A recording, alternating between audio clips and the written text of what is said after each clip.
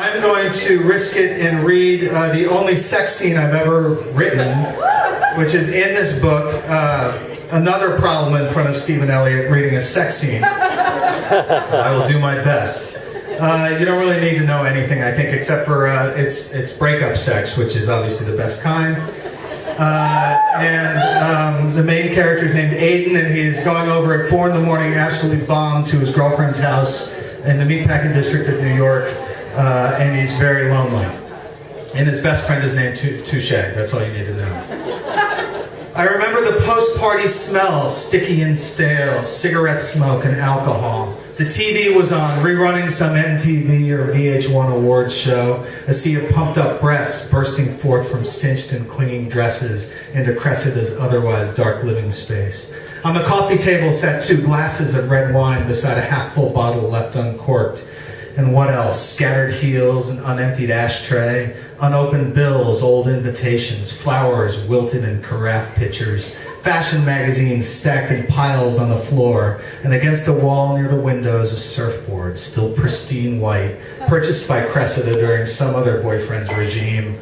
All of this was visible within the television's glowing jurisdiction. I listened for sounds of life beyond the drone of air conditioning, the late-night voices wafting up from the street.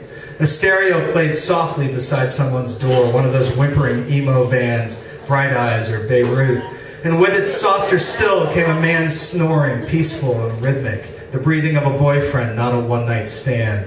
It wasn't even coming from Cressida's room, of that much I was sure. Even in my drunken state, it never crossed my mind that she might cheat on me. She was tenacious and driven, and when she found what she wanted, she didn't let go lightly. It was a pure, almost Catholic kind of loyalty, and it both soothed and scared me. Imagine the breakup, Touche once said, and now I did, often. I was outside her bedroom door. I called from the corner, and after 5 minutes of pleading, she buzzed me in. I could picture her scowling as she sat up in bed, her jaw clenched, those cheeks of rose all tight and drained of color. She was in there waiting to pounce. I knocked softly, pushed the door open. The lights were out, the blinds drawn. "Hey," I said into the darkness, "the TV's still on out here." There was no answer. But I could go with this, use the silence to my advantage. I'd sneak up and kiss her gently, and that would be enough. We'd sort the rest out in the morning. I inched towards her bed, waiting for my eyes to adjust. It was probably what she wanted anyway, sex without apologies or complicated excuses, without the bullshit of the larger relationship. For sex after a certain age was something you could separate out. Why? Because older women enjoyed it more than younger women. A simple fact on the surface of things, and yet I'd come to believe it was the answer to 1,000 mysteries of the female mind. It was a matter of experience. It was a question of need. It was years of wasted hope and disappointment, of saving sex for last, and then realizing as one's 20s ended that the bedroom was the best part, the only honest part. You could take what you wanted and leave the sniveling, the emotion, the messy issues of loyalty and attachment, of life, for later, or never. The selfish modern women joining the egotistical modern man in an attempt to stave off what was once inevitable, the slow melancholy of marriage and children, and prolong her golden, irresponsible youth. And where did that leave us? Guys like Touche and me, who once counted on the ticking clock as an ally? Time was no longer on our side, and this had rendered the map of modern love almost useless. We were confused, but also intrigued. We had a paragon now, an archetype, the chic, detached urban woman, perched on a slippery summit between youth and experience, and we chased after her, after the idea of her, endlessly. Of course, this being New York, we occasionally got distracted. By whom? By girls who were too young, fine-boned MFA students from the new school, confident and ambitious and impossibly busy doing nothing at all. By iron-haired junior publicists typing dirty text into well-thumbed Blackberries as they cabbed it to the next event. By cherubic Sam Shepard devotees poring over Xerox plays and agent call sheets before you'd even opened your eyes in the morning. And by women who were too old, slightly manic divorcees, still pretty, but overcompensating, forcing themselves to stay out and drink more than they ever did in their 20s. And Botoxed former debutantes, with famous last names that never quite excuse them from the absurdity of their lifestyles, and wild Brooklyn artists with inked-up sleeves and lingering habits who seemed to never give a fuck about anything, and it turned out really didn't give a fuck about anything. These women came in and out of our lives in gusts of passion, if not love, because love was for the other kind. Love was for the one still out there, the one who lived but was not yet jaded, who understood pleasure but respected its limits, who came from someplace else but was making it here, on our own preferably, but hell, who are we kidding? A nice family never hurt. We were looking for a woman who glided through life but paused to read the great books, or at least a few of them, who was social but slightly alternative, who knew all the places to go but never did. A woman who had great taste and nice tits and a bit of a temper. Touche liked curves. I wasn't so picky. Cressida was as close as I'd come, and I reminded myself of this every time our little two-car train derailed, and I reminded myself again as I advanced across her spinning bedroom. Cressida, I whispered. All this in a perfect world shit, and yet we'd reached our early 30s, the great age of compromise, of finally understanding that the ideal was an abstract concept. Cressida? I reached out and felt for her. Ow! I stubbed my toe on something, the corner of her bed frame, and a second later the pain arrived. Fuck! Shh! Cressida hissed. You'll wake up the whole fucking house. Well, turn a goddamn light on. Well, only if you use it to leave. I collapsed onto the bed and rubbed my toe. This is a novel, by the way, not a memoir. Just so you know.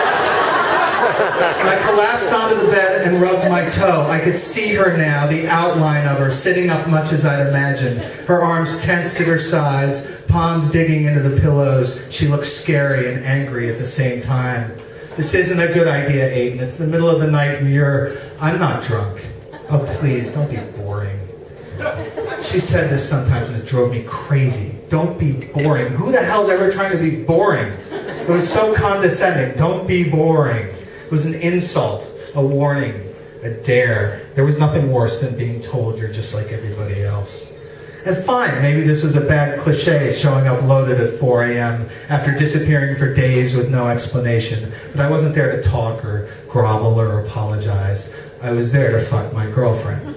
And this is what I said about attempting to do. I brushed off her comment, my actions would take care of that, and slid over to the middle of the bed. Then I pulled her toward me. She didn't resist. She didn't take me in her arms either. She just lay still, waiting. She was wearing a t-shirt and lacy boy shorts. I brushed a hand over her modest breasts, their firmness pleasantly familiar, the way they kept their shape while she was lying on her back. I started sighing in her ear as my hand slid down her stomach, all the way down, over lace, and then under. My sighs became words, and I related them in a dry mouth whisper. Things we'd done, things we hadn't. And I had her now. Her hand replaced mine. Her fingers spelled my fingers. I moved quickly to catch up, disrobing in a tangle of pants and socks and boxers. And there I was, back in her ear, murmuring improbable ideas, impossible ideas, concepts and geometry. We were under the sheet, fumbling, her hand on mine now, and she was whispering. She was on top, and then I was on top. And I was thinking of how long it had been since I'd gone down on her, and how for a while or a month or two she'd soldiered gamely on, pleasuring me without reciprocation, until that too had ended, and the sex itself evolved from the main event to the only event. And to think, we'd started out so gracefully, the naked hours filled with curiosity and communication, responsible exploration, pointed pleasure. It all ended, wore off, got old. Replacements were sought. Not different partners, of course, but different acts. If it were drugs, we'd have bought more. If it were blackjack, we'd have doubled down, gone for broke. But with sex, it was something else, something deeper and more carnal. What had begun as simple lovemaking, she on top, say, slowly writhing as I cupped her breasts, her hips, eyes locked on her eyes, entertaining vaguely spiritual thoughts of eternity, that life could always be this good, receded over many months, or was more accurately intruded upon by more primal urges, the struggle for power and acceptance, merging with a childlike desire to see how far I could take things, and what exactly I could get away with. The opposite of evolution. Animal instincts, hard sex. She on the bottom, legs over my shoulder, over her shoulders, tits pressed together, the whole thing raw and sloppy and slightly embarrassing afterward. This is what lovemaking had become and what it now became again. She's a sex columnist. A sex columnist reduced to the act itself. There was no talk of the other, no sense of timing. We weren't in this together. It was the ultimate act of the self-involved, and the thing is, it felt so good. Good enough to forget for a time the various slights and frictions of our relationship. And that was exactly the idea. Her eyes were closed as I pushed against her, so I closed mine as well. And a familiar film started playing in my head, the third part of a trilogy that had premiered more than a year before. The first installment, at the beginning of things, had just been one performer, an actress of exquisite talents and wonder, a supple, apple-cheeked woman captured in all her sensual splendor, the fitted work shirts, the leather pants with laced-up zipper, the Halloween costumes, Cressida's Halloween costumes, always adhering to the less is so much more principle. And yet these moments were more than a montage of short-breath lust. For this first film was about the woman, too, the very best of her. And mixed among the visual stimulators were salient memories, the perfect days of our early romance, the rooftop cocktails and shared bathroom bumps, the cautious debates and giggling juvenility, the mornings in bed with our laptops as we read each other's work out loud. All of this captured in snapshots, spliced into a dazzling reel that played as we made love. A movie so lifelike that when I opened my eyes, and I did open them back then, all the time, the star, lost in her own reveries, looked every bit as beautiful as her big screen likeness. That first film played for months, and then the sequel came out. Though in many ways identical to the first, some new characters had been added. Scarlett Johansson, for instance.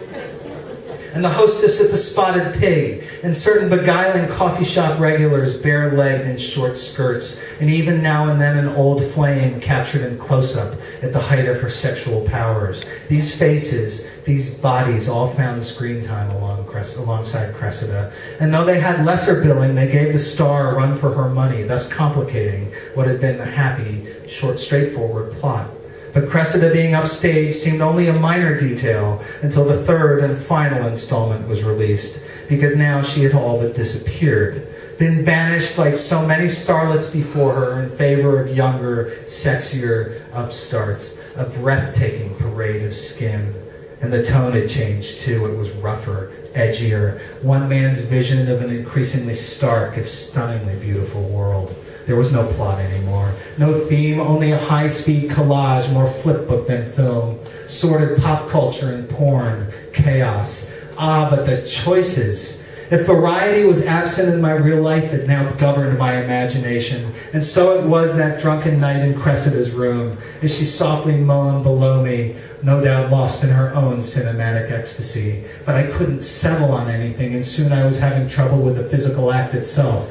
I could feel myself fading. Cressida pulled me toward her and took charge, offering suggestions, giving orders. She was close, and so in an act as magnanimous as I could manage, I tried to hang on until she got there. I sped up, the bed now hitting the wall, but the film was playing too fast for the projector. Desperately, I searched for a spark, an image to build around, and then there it was, a flicker of familiarity, brown hair and piercing eyes, a pretty girl crossing a busy street, and it didn't matter that she was closed because I was onto something. Had found an actress with staying power, and it wasn't hard to change locations, trade in Madison Avenue for beaches, for bars, for the bedroom, her outfit coming slowly off, the revolutionary uncovered, her gorgeous mysteries exposed. We came together, Cressida gasping intensely, then catching her breath, and afterward we lay in silence. Minutes passed. I could see her column now, shock and awe, makeup sex without the fight. Finally, she began digging herself out of the dark corner of the mattress she'd been driven into. She peeled the sheets away from her sweaty skin, as if peeling a Band-Aid from a wound she hoped had healed. I rolled onto my back, thought briefly of getting up to find a towel, then didn't bother. Good timing, I said. For once, she answered. Thank you very much.